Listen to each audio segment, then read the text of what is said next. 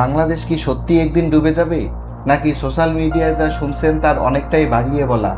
আজ জানবেন বাস্তব সত্য। ভাবুন তো, মরু প্রান্তের বরফ গলতে গলতে প্রতিদিন যদি সমুদ্রের পানি একটু একটু করে বাড়তেই থাকে, তাহলে কি বাংলাদেশের কিছু এলাকা একসময় পানির নিচে চলে যেতে পারে? এটা কি শুধু সিনেমার গল্প, নাকি বাস্তবের এক বড় সতর্কবার্তা? আজ জানবেন কেন জলবায়ু পরিবর্তনের আলোচনায় বারবার বাংলাদেশের নাম উঠে আসছে। বাংলাদেশ বিশ্বের সবচেয়ে জলবায়ু সংবেদনশীল দেশগুলোর একটি। এর প্রধান কারণ তিনটি। প্রথমত, দেশের বড় একটি অংশ নিচু ভূমি। দ্বিতীয়ত, আমাদের দীর্ঘ উপকূলীয় অঞ্চল নিয়মিত ঘূর্ণিঝড় ও জলোচ্ছ্বাসের ঝুঁকিতে থাকে। তৃতীয়ত, নদীমাতৃক হওয়ায় অতিবৃষ্টি ও উজানের পানিতে প্রায় বন্যা দেখা দেয়।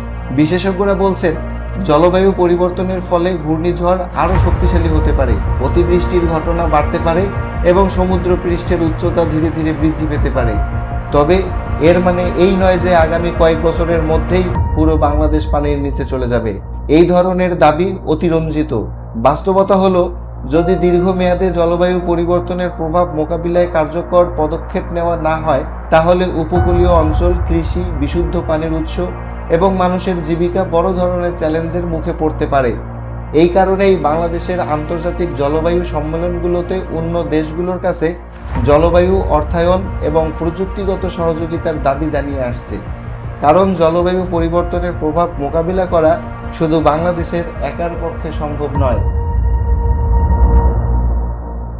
জলবায়ু পরিবর্তন এখন আর বইয়ের পাতার কাল্পনিক কোনো ঘটনা নয়, ইতোমধ্যেই শুরু হয়ে গেছে। প্রশ্ন হলো, আমরা কি এখন থেকেই প্রস্তুতি নেব, নাকি সমস্যাকে আরও বড় হতে দেব?